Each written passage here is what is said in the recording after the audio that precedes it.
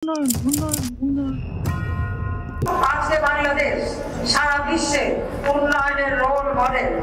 দীর্ঘ প্রায় 55 বছর ইতিহাস সাক্ষ্য দেয় এই ইতিহাস ছিল গরিব রক্ত চুষে খাওয়ার ইতিহাস। আর উন্নয়নের নামে বাংলাদেশকে লুটপাটের স্বর্গরাজ্যে পরিণত করে আওয়ামী লীগের শাসন আমলে $234 বিলিয়ন বিদেশে পাচার করেছে। বিএনপি ক্ষমতাকালীন পরপর 5 বার দুর্নীতিতে বিশ্বের চ্যাম্পিয়ন হয়। বিএনপির আমলে আল্লাহর রহমতে 5 বার বিএনপি দুর্নীতিতে বিশ্ব চ্যাম্পিয়ন। বাংলা জয় বঙ্গবন্ধু, জয় বঙ্গবন্ধু, জয় শেখ হাসিনা। হ্যালো ভিউয়ার্স, কাল্পনিক নয় বাস্তব। 1971 যুদ্ধ, ধ্বংস, মৃত্যু,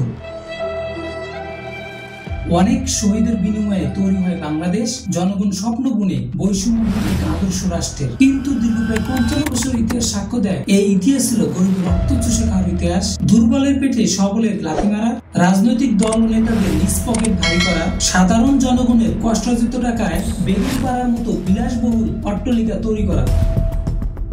যে কালোঘন ইতিহাসে সরকার নামে বেনামে বৈদেশিক ঋণ করেছে আর উন্নয়নের নামে বাংলাদেশকে লুটপাটের স্বর্গরাজ্যে পরিণত করেছে। আজ দেশের উপর $112 বিলিয়ন ঋণের বোঝা, যা বাংলাদেশি টাকায় 14 লক্ষ কোটি টাকা।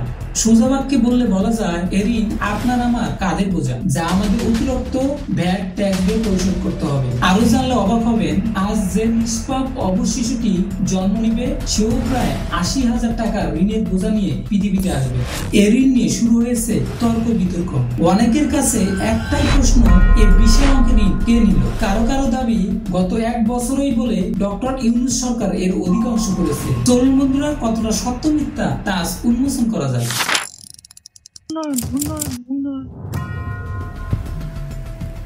1971 সালে স্বাধীনতা লাভের পর বাংলাদেশের অর্থনীতি ছিল প্রায় ধ্বংসপ্রাপ্ত। রাস্তাঘাট, সেতু, কালভার্ট ও কলকারখানা সবকিছুই যেন যুদ্ধের চিহ্ন। এই সংকট কালকে মোকাবেলা করার জন্য শেখ মুজিবুর রহমানের নেতৃত্বে বাংলাদেশ প্রথম বৈদেশিক ঋণের যাত্রা শুরু করে। 1972 সালের আগস্টে বাংলাদেশ বিশ্ব ব্যাংক গ্রুপের সদস্য হয় এবং নভেম্বরে বিশ্ব ব্যাংক থেকে $50 মিলিয়ন প্রথম ঋণ অনুমোদিত হয়। এটাই ছিল বাংলাদেশের ইতিহাসে প্রথম বৈদেশিক ঋণের বোঝা। যদিও এই ঋণের উদ্দেশ্য ছিল যুদ্ধ বিধ্বস্ত বাংলাদেশের পরিবহন, যোগাযোগ, কৃষি, শিল্প এবং বিদ্যুতের অবকাঠামোর পুনর্গঠন। আমি এটা বলছি না ঋণ নেওয়া খারাপ। বিদেশি ঋণ তখনই নেওয়া যৌক্তিক হয় যখন ঋণ পরিশোধ করার সক্ষমতা থাকে কোনো দেশের। দেশে দেশে সরকারের জন্য বিদেশি ঋণ নেওয়া অতি স্বাভাবিক। যেমন যুক্তরাষ্ট্রের মোট ঋণ প্রায় $37 ট্রিলিয়ন। এর মধ্যে শুধু বিদেশি দেশগুলোর কাছে ঋণ নিয়েছে $9 ট্রিলিয়ন। অন্যদিকে রাশিয়ার মোট বৈদেশিক ঋণের পরিমাণ প্রায় $323 বিলিয়ন, যা ঋণ নেওয়ার স্বাভাবিকতাকেই প্রকাশ করে। 1972 সালের পরবর্তী সালগুলোতে বাংলাদেশকে আর পিছনে ফিরে তাকাতে হয়নি, তাকিয়েছিল শুধু বৈদেশিক ঋণের দিকে। উন্নয়নের নামে কিভাবে কোন কূটকৌশলে বিদেশি ঋণ আনা যায় আর নিজ পকেট ভারী করা যায়, আর সেই চিন্তায় মগ্ন ছিল তথাকথিত বাংলাদেশপন্থী আদর্শিক রাজনৈতিক নেতা নেত্রীরা। 1975 সালে 15 আগস্ট শেখ মুজিবুর রহমানের মৃত্যুর সময় বাংলাদেশের বৈদেশিক ঋণের পরিমাণ ছিল $2.20 বিলিয়ন, যার মধ্যে শেখ মুজিব সরকার হাতে পেয়েছিল $1.50 বিলিয়ন। এরপর 1976 থেকে 96 সাল পর্যন্ত বাংলাদেশের ঋণ দাঁড়ায় প্রায় $17 বিলিয়ন। 1996 সালের পর থেকে এই ঋণের পরিমাণ ধীরে ধীরে বাড়ছিল। তবে দেশের জিডিপি এবং রপ্তানি আয়ের তুলনায় এই ঋণের পরিমাণ তখনও অনেকটাই সহনশীল পর্যায়ে ছিল। এরপর ক্ষমতায় আসে আওয়ামী লীগ। তাদের 5 বছরের শাসনামলে আরো $4 বিলিয়ন ঋণ নেয়। 2001 সালে যখন বিএনপি জামাত জোট সরকার গঠন করে, বিএনপি ক্ষমতাকালীন পরপর 5 বার দুর্নীতিতে বিশ্বের চ্যাম্পিয়ন হয়। বিএনপির আমলে আল্লাহর রহমতে 5 বার বিএনপি দুর্নীতিতে বিশ্ব চ্যাম্পিয়ন হয়েছিল। এই যে বিএনপি সরকার দুর্নীতিতে 5 বার চ্যাম্পিয়নশিপ লাভ করছে।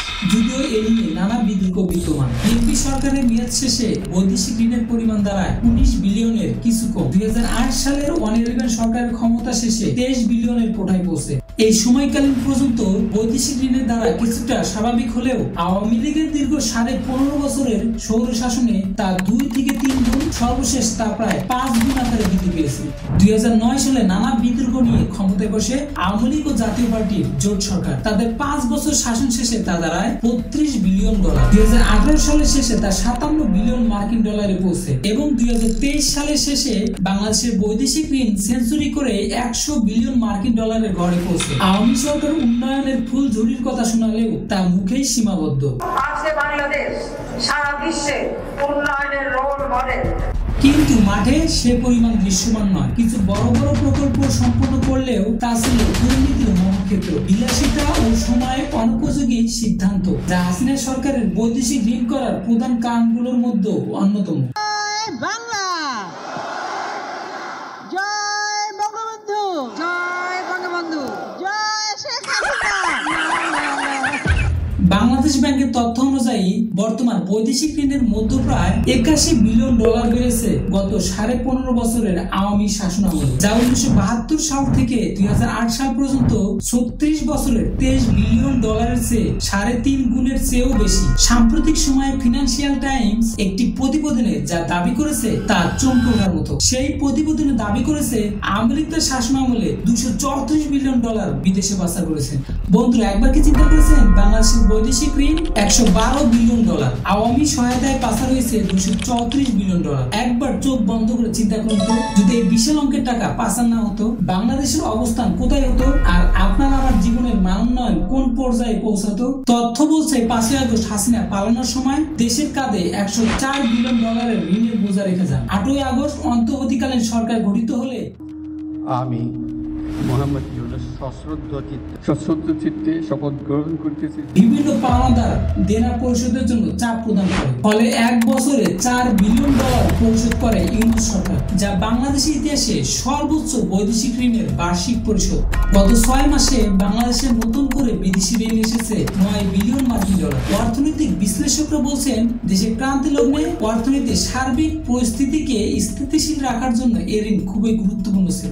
হ্যালো ভিউয়ার্স, সর্বশেষ আপনাদের কি মনে হয়, বাংলাদেশ কি এই ঋণ সামলাতে পারবে নাকি অর্থনৈতিক দেউলত্ব বরণ করবে? অবশ্যই কমেন্ট বক্সে আপনার মূল্যবান মতামত জানাতে ভুলবেন না। আল্লাহ হাফেজ।